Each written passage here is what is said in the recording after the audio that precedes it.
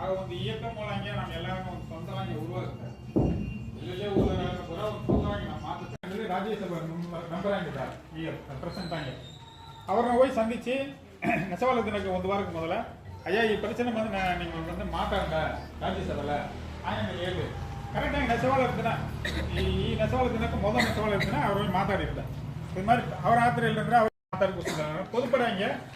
நெசவாளி வந்து பென்ஷன்னு மருத்துவ காப்பீடுன்னு